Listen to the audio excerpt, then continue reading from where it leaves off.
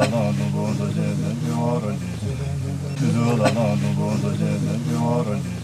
everybody. Alan Arnett here with another podcast and a blog on alanarnett.com. It is Wednesday, June the 11th, and this is the season summary for the Everest and Himalayan 2025 spring season. Oh my, what a season. It was a big one, I'll tell you. It was really marked though by, if there's one word to really wrap up the entire season, it's got to be winds. It was very, very windy this year, and there were many, many reports of frostbite and rescue. I'll get into that a little bit later on. I'll also wrap this up with another narrative. It's a very short one, but it's my reflections on what do people feel when they come back home for Everest, if they summited or not. I think you'll enjoy it. Also, I just want to say thank you so much to everybody that's been following this season. It's been a lot of fun doing these podcasts. I'm doing another one next week with Ryan Moore or Ryan Mitchell for he's doing the K2 with Madison Mountaineering. Young Ryan has become really a YouTube sensation with his videos, and he's going to do the same thing for K2. So I think you'll enjoy that podcast next week.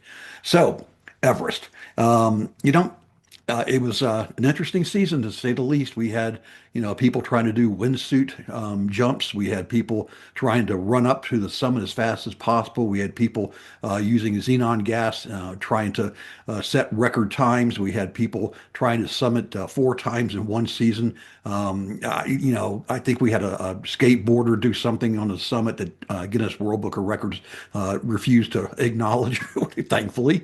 It was a very interesting season. We also had some really good stuff happen.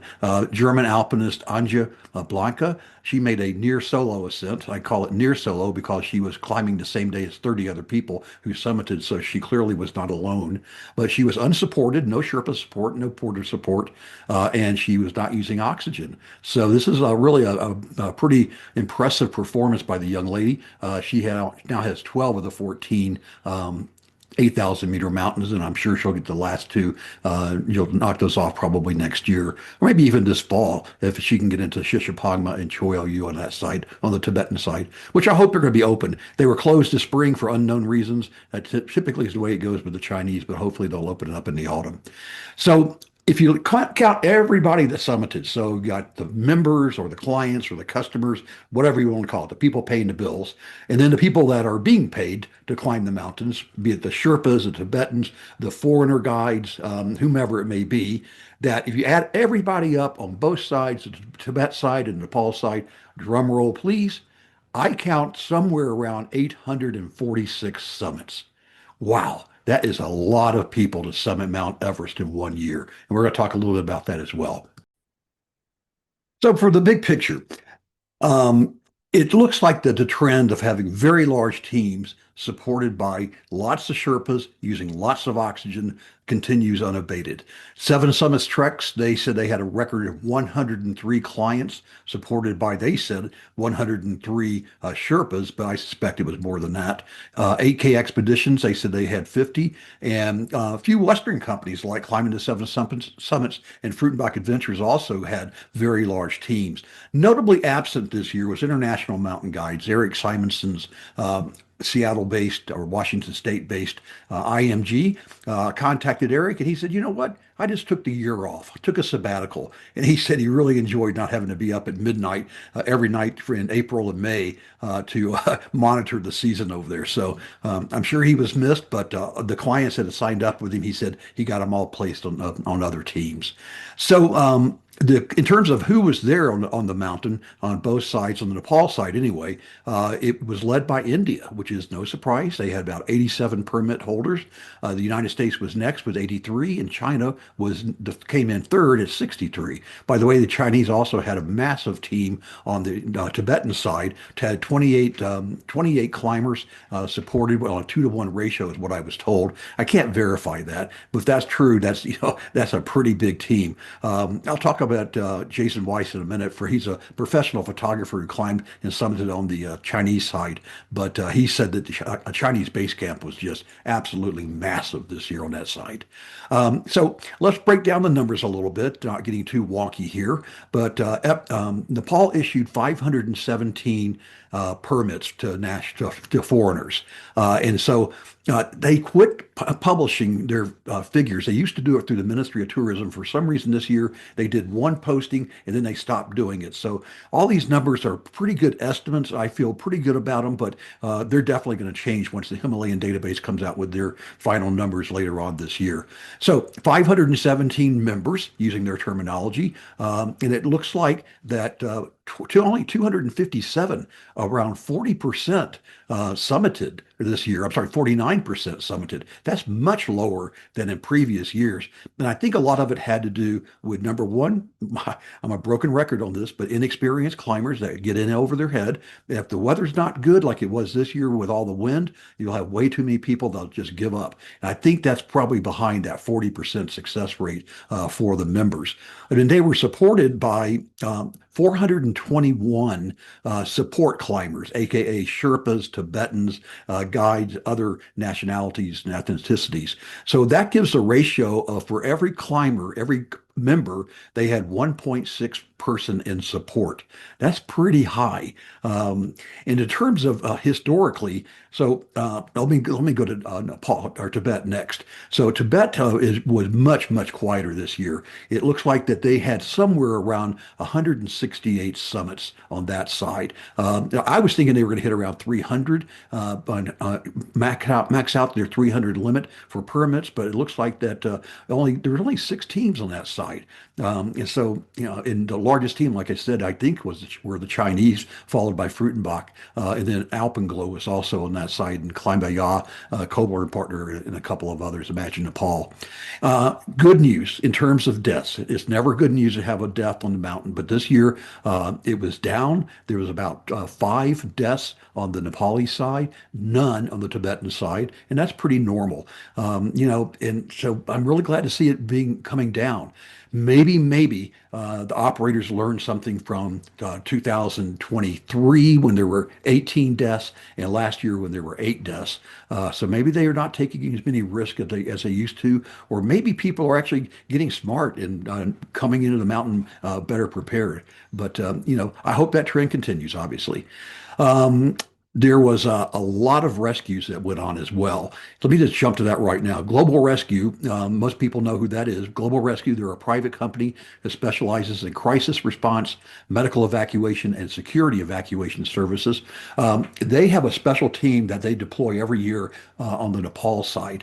And this year, they said they had more than 100 rescue calls in May alone, and they were on pace to surpass the 130 rescues they had before the climbing season ended. Dan Stretch, a global services operations manager, said at peak activity, quote, our medical and rescue teams have performed up to 25 rescues a day, sometimes more. Man, that tells you all you need to know. With the wind the way it was, frostbite was just pervasive. And the interesting thing is that you didn't read a lot about it because companies are very hesitant to talk about tragedy, whether it's rescues or frostbite or accidents, because it's bad publicity and it's going to hurt the business. On this blog post that's attached to this podcast, I've got a couple of really good case studies that Global Rescue published about people who needed to be rescued, including a long line rescue. That's where a rope hangs from a helicopter, and they rescued this individual from Camp 3. I just can't imagine being hoisted up by my harness underneath a helicopter and flown over the Khumbu Icefall down to base camp. That's just got to be a phenomenal experience. So I've been a little bit ahead of myself. The Icefall doctors, they had a tough time getting the route in this year. They had a tough time last year as well. But this year, interestingly enough, they used drones. I'll talk a little bit more about that in a second. But they used drones in order to not only ferry ladders and ropes and rope fixing supplies, pitons, carabiners, ice screws, things like that, but they also used it to scout the route. And so it took them a little bit longer than normal, but on April 10th, basically, it was right on time. I posted this throughout the season. Historically, when the ice fall goes in, the earliest date, the latest date, April 10th was right in the middle, so it really didn't cause any problems. But I was told it was a very fast, very efficient route, very few ladders, so people were able to just really do well going through the ice fall this year. No accidents in the ice fall this year as well, which is good news. 8K Expeditions, they had the contract to fix the route from Camp 2 up to the summit, and they successfully reached the summit on May 9th. But both the Icefall Doctors and the 8K rope team, they both had to fight high winds and especially rockfall for the Icefall Doctors coming off the Everest, the west slope of that. Drones. Drones was another key word that kind of goes into this category this year. Last year, they experimented with these drones. They're manufactured by a Chinese company called Drone Technology, and it's the DJI Flycart 30 drone.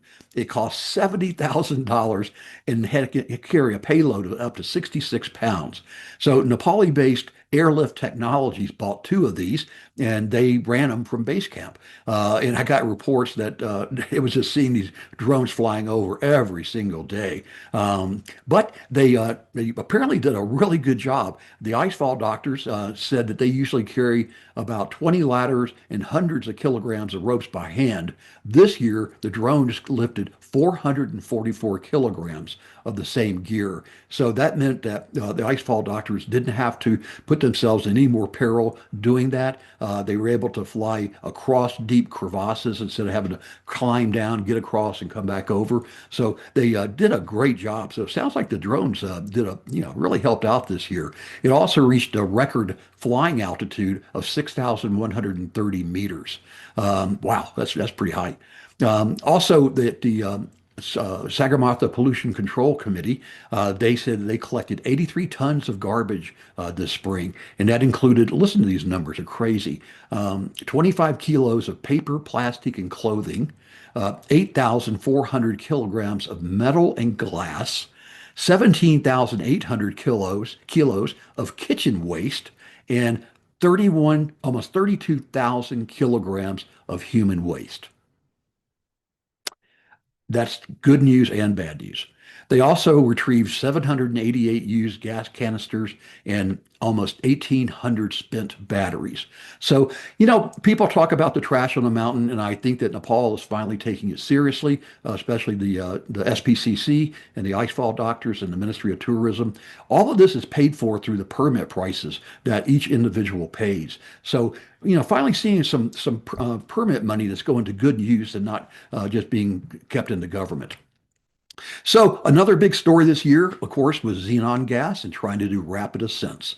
I did a little research on this because a lot of people think, especially the purists and the critics, I mean, they criticize anybody using supplemental oxygen, people like me.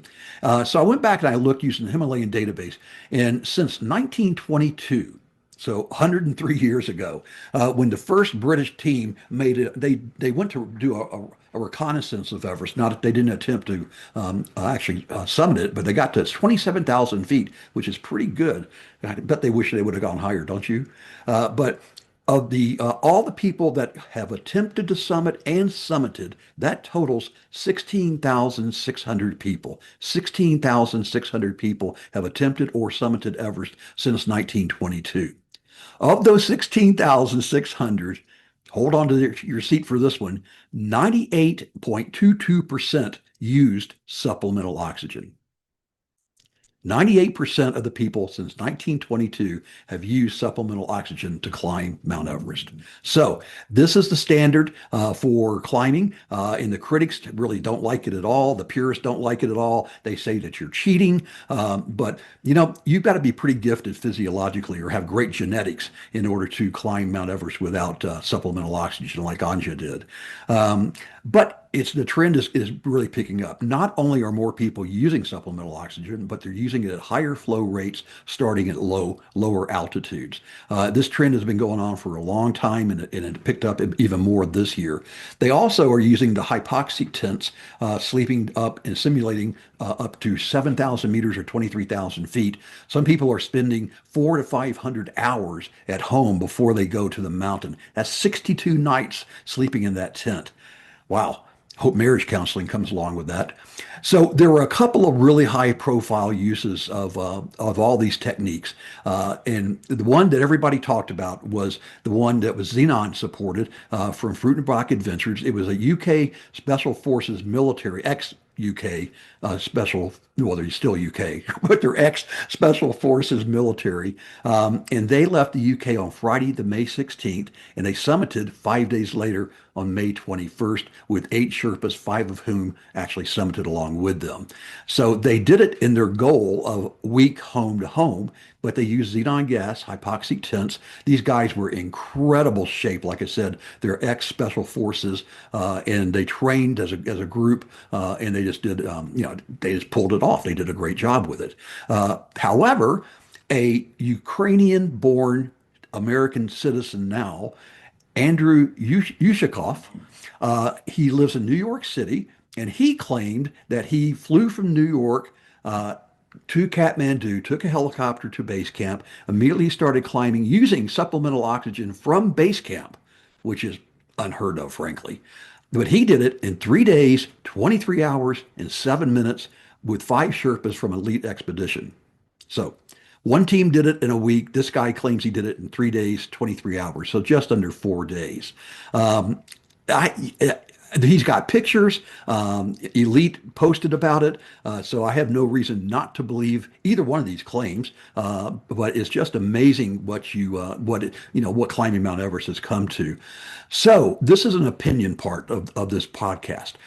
So people ask me, Alan, what's your opinion of xenon? I've done 2 or 3 interviews on this, including one for NPR and a few other interviews, print interviews, and other media. And I think that Dr. Peter Hackett, he's a high altitude a doctor, physician, and also he's an Everest summiter. He's an expert in high altitude medicine and how to train for high altitude. And he, in an NPR interview on May 18th, Dr. Hackett said, quote, more importantly, they're using oxygen on the climb. And that's the most helpful thing any Everest climber can have, is to use oxygen. So it's hard to tell if there's any additional benefit from xenon. So I know that the proponents of xenon have really gone to bat and defended it and said it wasn't for performance, it was for safety. I'm not a doctor, obviously, and I don't have an opinion on whether xenon is safe or not. The proponents say that it is safe. Dr. Hackett says it's safe. It's been used in anesthesiology for decades, and Hackett says that it's more effective than the standard chemicals and gases that's used for anesthesiology today. So I assume it's safe. These guys used it, and it looks like nothing happened to them. But here's my opinion part, that when I look at using these aids like xenon gas and increasingly other types of drugs like dexamethasone and Diamox, which is really widely used. Even today, people are using Viagra in order to get a better blood flow through the system to carry those red blood cells. All of those can be under a category of aid. Now, I know what you're thinking. Oxygen, supplemental oxygen, is also an aid. That's the reason I started this segment talking about the 98% that uses supplemental oxygen. Frankly, if we didn't use it, people just wouldn't summit, and we'd have a lot more deaths. So I'm of the camp that supplemental oxygen is okay. All this other stuff, I think it takes away from what I think is the experience. Now, the advocates will say that using all these aids, especially the xenon and supplemental oxygen, that they're doing it in the name of safety. It reduces the trash on the mountain because you're not on the mountain as long. You're conserving resources, like not using as many oxygen bottles and not having to use as many Sherpas, which some people say you use more Sherpas. So, that kind of is a debate. And you're minimizing the impact on the mountain. So that's really the argument for using any of these aids, including supplemental oxygen. But you know what? You can climb Mount Everest or any mountain, and you can climb it cleanly without using any aids and without damaging the mountain by following the leave no trace principles. Also, green ethics and carbon neutral expeditions. There's a few companies out there that have done this. I applaud them. I think that's great. But in order to do this, leave no trace principles, let's take that one. That takes leadership from the guides. It takes personal responsibility from the climbers. And if they're enforced, government regulations. And that's part of the problem. We're going to talk about new rules in a second here. So, okay, so you're going to get on your high horse, Alan. You're going to say that xenon is not okay, but supplemental oxygen is okay. Let's take that argument off the table for a second. What I really have an issue with is this whole thing of rushing these expeditions, trying to get up, fly in as quickly as possible, helicopter in, rush up the mountain, tag it, come back down, and go home and go back to work. I get the argument that not everybody can take off 2 months or even 1 month or even 3 weeks, and then do it like what Adrian Bollinger did on the north side this year, 3 weeks home to home, or Roxanne Vogel a few years ago did it 2 weeks home to home. I get that there's a market for that, but in my mind, expedition mountaineering is an opportunity to not get out of touch, but is to get in touch with yourself. And is to enjoy the experience, to find out who you really are, test yourself against the mountain, and just enjoy the overall experience. One of the things I really enjoy the most about expedition mountaineering is the camaraderie, being in the dining tent and talking with my new teammates, people from all around the world, listening to their experiences and their opinions. You always learn something. You come home a better version of yourself. So that's kind of where I am on this whole xenon stuff. You know what? I don't care. They could use helium and they could do it in a diving bell. That's a personal choice that each person makes. And I'm not one to judge them. I frankly don't care what they used. And I think it's great that they did it week to week, but it's not going to change my mind on expedition mountaineering being an experience, not just something that you tick off the box. That's my opinion. Thanks for listening. Okay, a few other things that happened this year. Hope you're still with me. Foot powered. So Carl Egloff and Tyler Andrews both tried to run up the mountain, and Carl wanted to do it without oxygen. So did Tyler, but the winds were so strong. Anyway, bottom line, neither one of them made it. The winds were just too strong. It became too dangerous. Mitch Hutchcraft, excuse me, Hutchcraft, a Brit. He did something which is absolutely stunning. He left the United Kingdom. He swam across the English Channel. He rode a bicycle to India, and then he ran and hiked to Everest Base Camp, and then he climbed the mountain and he summited. He called it the Mount Everest's longest climb. It's just an amazing feat. I forgot how long it took him to do this whole thing. I think it was around 3 months that he left home. I could be wrong on that. I've got the links here on the website. Tim Howell, another Brit, he wanted to wingsuit off of high part of Lhotse, not off the summit, but off of one of the ridges that kind of jut out so he could get, airborne. And he was supported by John Gupta, but again, wind stopped them from doing that as well. Somebody else who was grounded is French alpinist Marc Bitard, who, by the way, at one point in his career did set an Everest speed record. He's now 72 years old, and his kind of pet project is that he wants to establish a route on the flanks of Nuptse. So when you're going up to Khumbu Icefall, that's to the climber's right. And so he wants to establish a route up there. He's been working on it for 2 or 3 years now. This year he came back to work on it again, but like the last effort, he had to abandon it, citing a lack of funding and also that the government's not supporting him. So who knows if they'll ever get that alternate route up. It's pretty technical from what I've seen. It's got a kind of a Via Ferrata type of a style. And so I'm not sure that the Sherpas are really going to want to do that. Plus it involves rappelling. And if you're carrying a huge load, I just don't know if that's going to really fly or not, so to speak. So something else that happened this season, right in the middle of the season, was that the Ministry of Tourism in Nepal, they floated more brand new rules. I've talked about this a little bit throughout the season, so I'll make this fairly short. But the first off is a proposal. Everything I'm going to talk about has not been approved, with the exception of the permit price next year is going to be $15,000 instead of $11,000 per foreigner. So it's going up from 11 to 15,000 per individual. But a couple of big clauses in this, and I've got the long list on the blog again that's attached to this podcast. But they said that now, if you're going to climb Everest in Nepal, you have to have summited, and it's not clear if it's summited or attempted, a 7,000 meter mountain in Nepal. So most people, at least in the Western Hemisphere, tend to use mountains like Denali, Aconcagua, Ojos de Salada, Amantablam, Huascarán, those mountains. None of those are over 7,000 meters. They're close, but they're not there. So that means that if you climb Denali and Aconcagua, you can't get an Everest permit.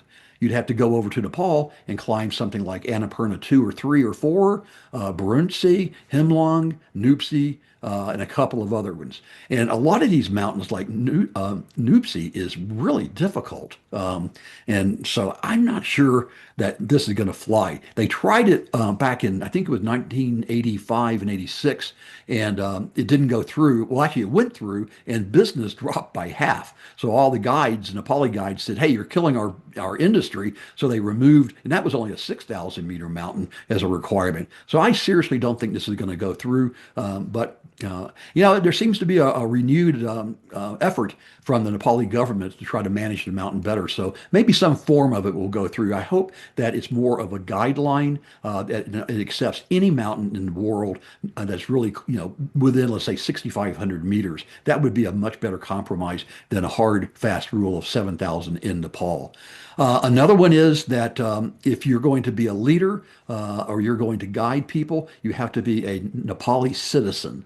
So that would mean people like Adrian Bollinger and Guy Cotter and Garrett Madison and Mike Hamill, that they could no longer be considered leaders. Now, could they go and they still work and be a shadow leader and have somebody as a figurehead on the permit? That's probably what happens anyway, but that could certainly be a scenario.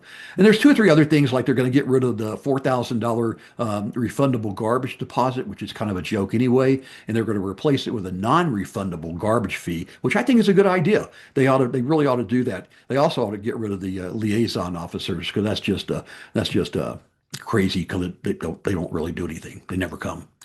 So I've got a whole chart that goes back from 2013 through 2025. It's a little bit of an eye chart, but you click on it and you can see, I call it new rules. And I've got marked in green all the rules that were proposed and actually got implemented and mostly enforced, but typically not a lot. By the way, they had to use WAG bags again this year, and I got multiple reports of coming down. They were weighing the garbage that you were supposed to bring down, as well as taking your WAG bag. And that's probably where that huge amount of solid waste came from that the SPCC picked up. So anyway, these new rules, you can take a look at it, and you can kind of see where the direction is going. And but I want to compliment Nepal and the Chinese side for both doing their job of trying to keep the mountain clean. So looking at the actual summit summary for the entire year, as I said, I've stopped following individual teams or reporting on them. I follow them closely, but I really don't report on them unless it's what I call newsworthy, not just noteworthy. Every single event on the mountain is noteworthy for the individual, whether they summited or not, but not everything is newsworthy these days. And I'm also having a very difficult time getting accurate information these days. There's just a lot of hype and spin that goes on given social media. But because the winds were so high, the first summit, like I said, was on May 9th, and that was by the rope team. May 11th came next with about 9 people summiting, and then it kind of picked up throughout the season. May 14th, 15th, 16th, 17th was way too windy. Teams turned around. On the 18th, 200 plus people summited. And on the 19th, 120 people summited. So those were the big days this year, right in line with the historic. Between May 18th and May 23rd is kind of where you have 80% of the people summit, at least on the Nepal side. It became to wind down after that. May 20th was only 30 people. 21st had about 9. Let's see, May 22nd, 38. May 23rd was a big day. 90 people summited then. Let's see, who was the big one on that one? Let's see here. Madison Mountaineering had 8 people, or had 8 clients with 15 Sherpas. Mountain Professionals had 9 total summits. 7 Summits Treks had about 22 people. Alpine Ascents had about, let's see, it looks like around 10 people, and a few other ones, 14 Ps, Climbaya.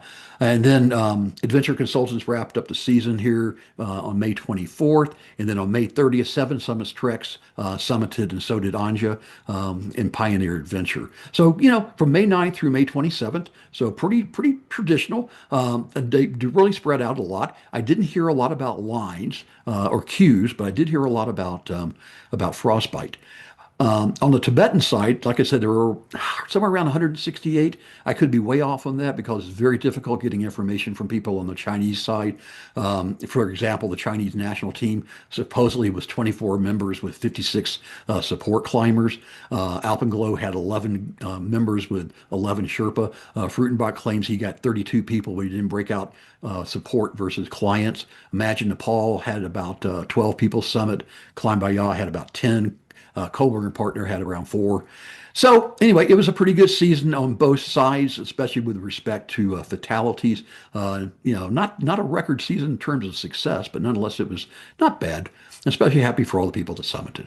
A few records that could be considered newsworthy. Kami Rita Sherpa, he got his record 31st Everest summit at age 55. Pisang Dawa Sherpa, he got his 29th summit, and he's second behind Kami Rita. Tashi Galen Sherpa, he got 4 summits this year. Then last year he got 3, so he broke a record by getting 4. Valery Babinov, he's 60 years old. He became the oldest climber to summit Everest without using oxygen. That is impressive. At age 60, no oxygen, Everest summit. My gosh. Kenton Cool, he kept piling on with his non-Sherpa record with his 19th. Garrett Madison got his 15th, tying Dave Hahn for that record, but they both trail Kenton for the non-Sherpa most summits. I'm going to mention her again, Anja Blanca, 34 years old, first German female to summit without supplemental oxygen or support. And then finally, let's see. I think that's it. And of course, on all the other 8,000 meter mountains, there were summits on Annapurna, Makalu, Lhotse, Dhaulagiri, Kanchenjunga, but none on Manaslu, Choyu, or Shishapangma. They just weren't. They weren't made available, or at least Choyu and Shishapangma this year. Death totals, there was 12 across the Himalaya.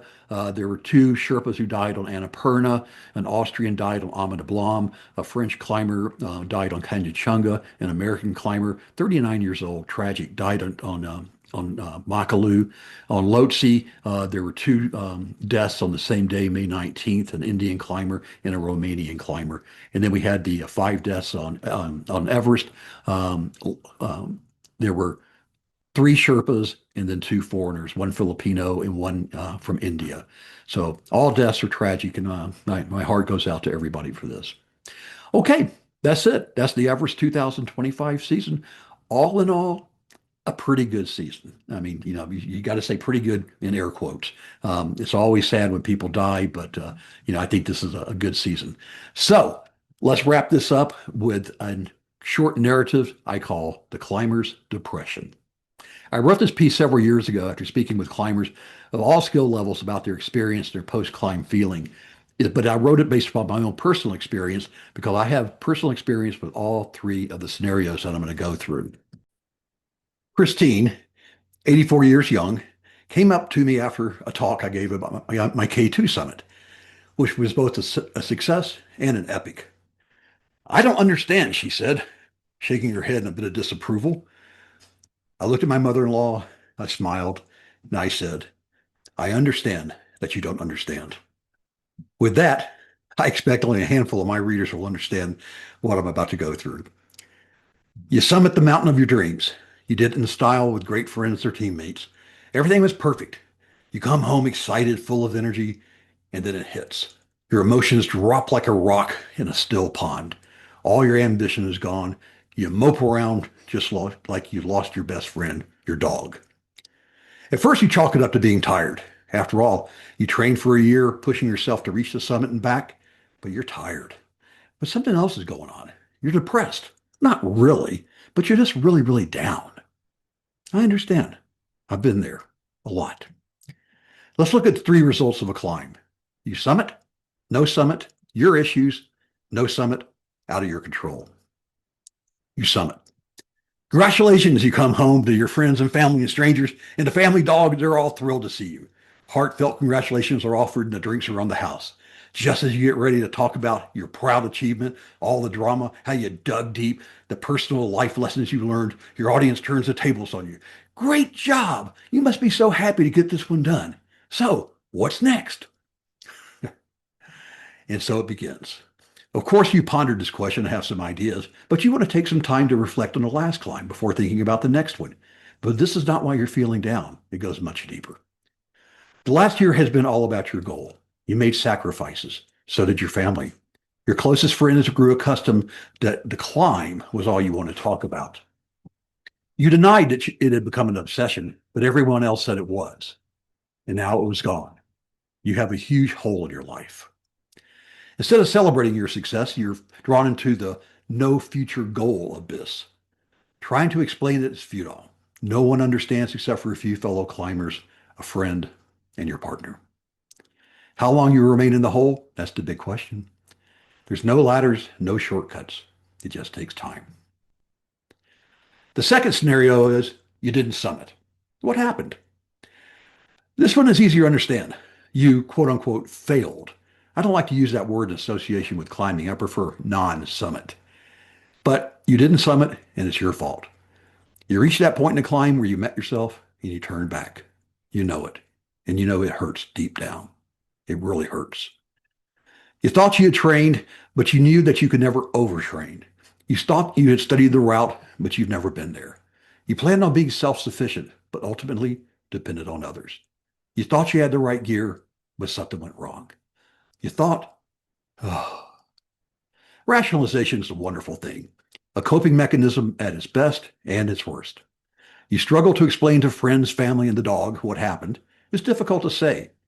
It's all on me, full stop. But that's the truth, and the truth hurts. But the dog is still thrilled to see you every time you re-enter the room. And those friends who ask, how did it go? Well, the conversation starts with a lengthy, did you summit? And you respond beginning with, no, but, and you go to a lengthy explanation about how planets align, tectonic plates, vagaries of weather forecasting, bacteria versus viruses. And when your audience regains consciousness, they say, wow, so what's next? Back into the abyss. You didn't summit, and it wasn't your fault. This is the easiest one to explain and the hardest of our three scenarios. You have a built-in excuse, but you still didn't accomplish your goal. On the flight home, you go through the 5 stages of climber's denial. Pissed off, dejected, heavy drinking, sleep, and planning the next climb. Everyone understands, but no one wants to hear the details. Once again, you find yourself alone in a climber's depression. Not summiting or achieving your goal because someone else didn't do their job is tough to accept. After all, their lack of whatever was not your problem until it became your problem.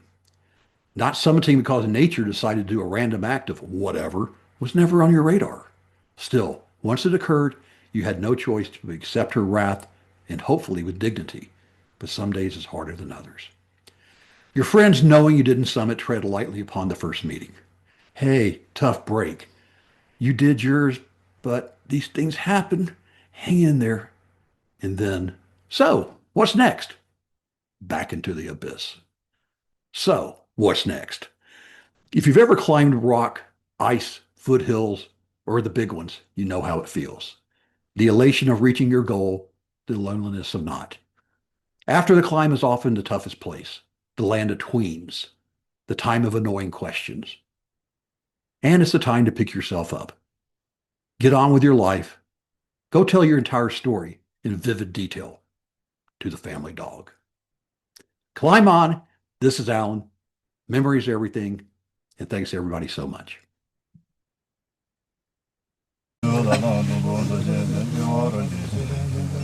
podcast on AlanArnett.com is sponsored by Summit Coach, helping aspiring climbers worldwide to reach their dreams.